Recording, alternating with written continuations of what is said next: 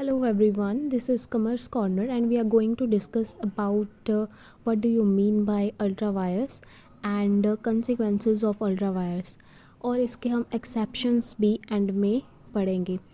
ये सब doctrine of ultra vires के अंडर आता है, ये मेन टॉपिक है इसका एंड इसके बारे में हम डिटेल में इस वीडियो में कवर करेंगे।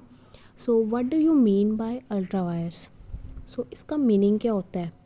देखो, अल्ट्रा का मीनिंग होता है बियॉन्ड एंड वायर्स का मीनिंग होता है पार।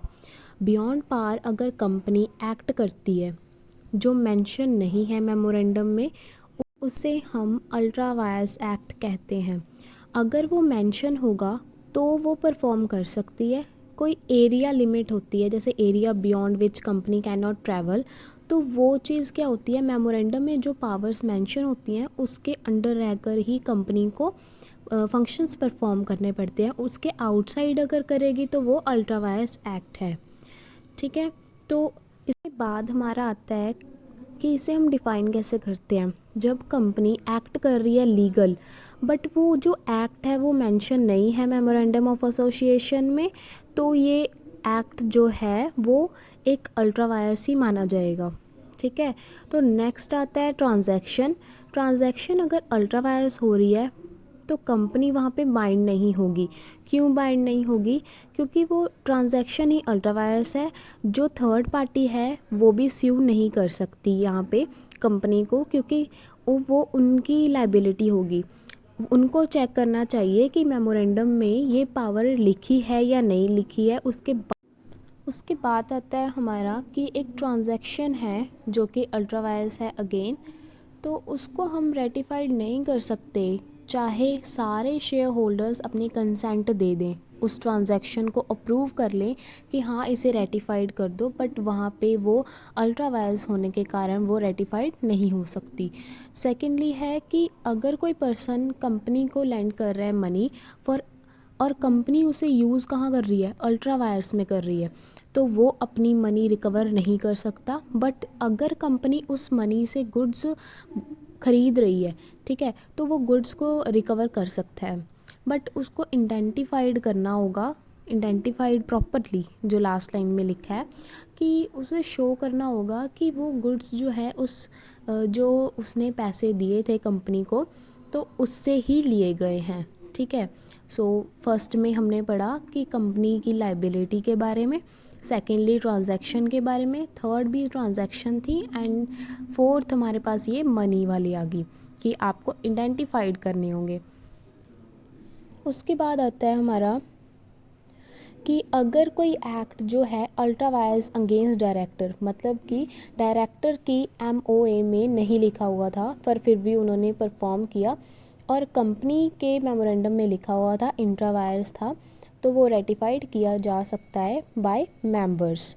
उसके बाद हमारा आता है if act ultra vires against article, अगर आर्टिकल के अगेंस्ट है अल्ट्रा वायर्स, ओके, तो रेटिफाइड किया जा सकता है by altering the article by passing special resolution. ये इजी होता है कि आप आर्टिकल्स में चेंजेस कर सकते हो, but memorandum of article changes करना डिफ़िकल्ट हो जाता है। ठीक है, नेक्स्ट करते हैं हम consequences of ultra vires act. इसके कंसिक्वेंसेस कौन से हैं? फर्स्ट कंसिक्वेंस आता है इसका वॉइड एब इनिशियो, मतलब कि स्टार्टिंग से ही वो वॉइड है।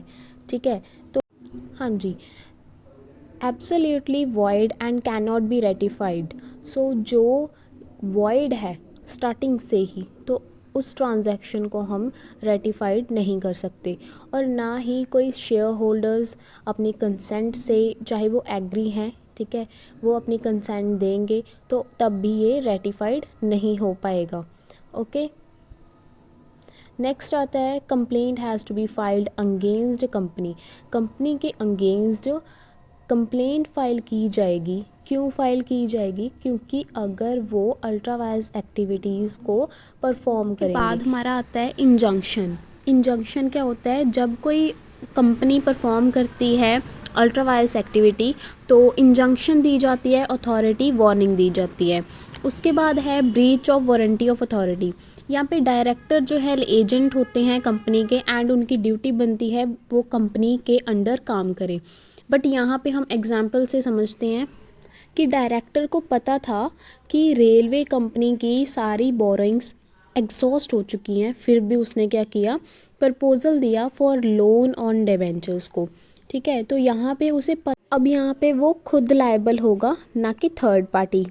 Proposal for loan on debentures. ठीक है, तो क्या हुआ, एक न्यू पर्सन ने एंटर किया। ठीक है, न्यू पर्सन एंटर किया, यहाँ पे साइड में देखो, उसने ऑफ़र कर दिया 500 पाउंड्स का लोन।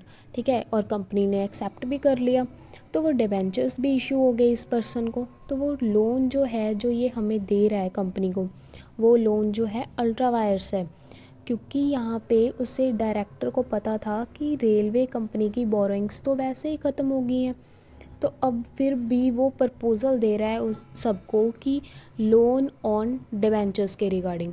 तो यहाँ पे डायरेक्टर पर्सनली लायबल होगा।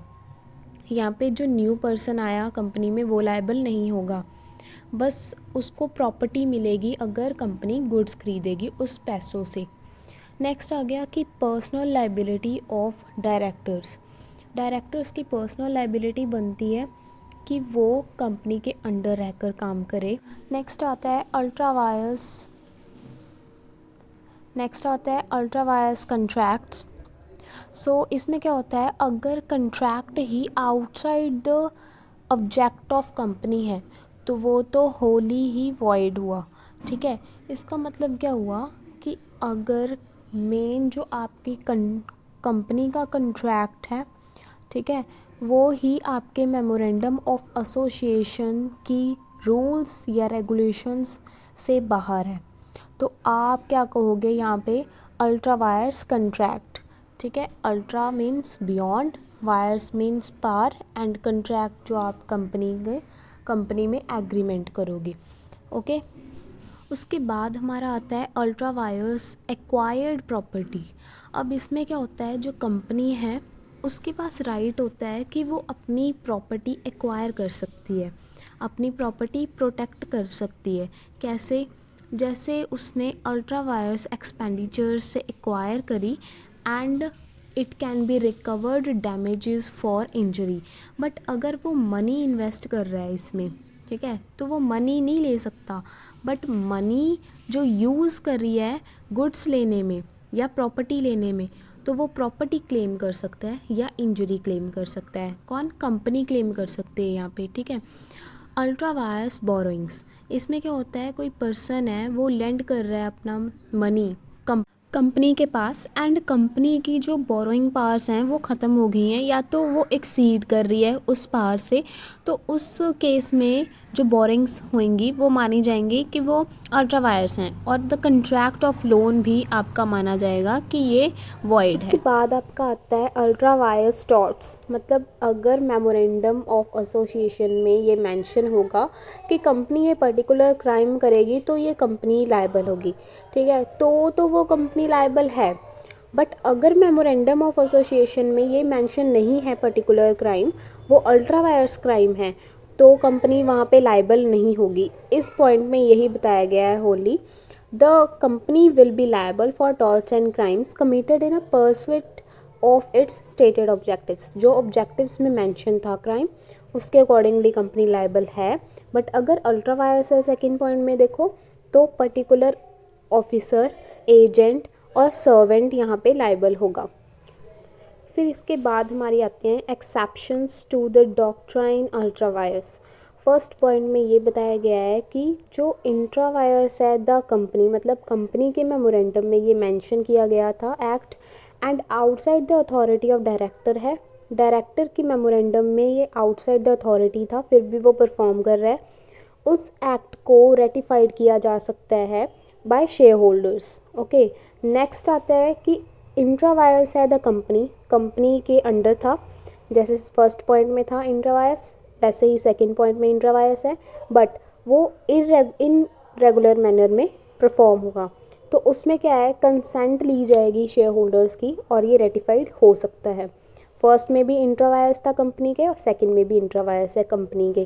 थर्ड में आपको प्रॉपर्टी के रिगार्डिंग मिल जाएगा कि अगर प्रॉपर्टी कंपनी एक्वायर कर सकती है प्रॉपर्टी, बट यहाँ पे मनी एक्वायर नहीं कर सकती, तो यहाँ पे उसकी प्रॉपर्टी स्टिल सिक्योर मानी जाएगी, ठीक है, अगर वो अल्ट्रा वायर्स में लगाएगी वो कंपनी को।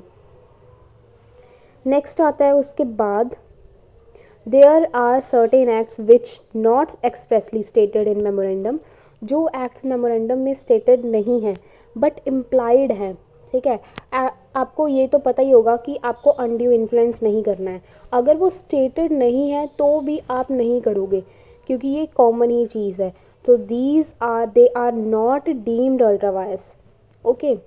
फिर उसके बाद हमारा आता है, if an act of company is ultra vires, मतलब कि कंपनी के मेमोरेंडम के आउटसाइड था and the article of association भी अल्टर किया जा सकता है। यहाँ पे कैसे किया जा सकता है, आप स्पेशल रेजोल्यूशन पास करोगे तो भी ये अल्टर किया जा सकता है। जैसे हमने पहले डिस्कस किया था, मेमोरेंडम को करना डिफ़िकल्ट होता है बट आर्टिकल को चेंज किया जा सकता है। Thanks for watching.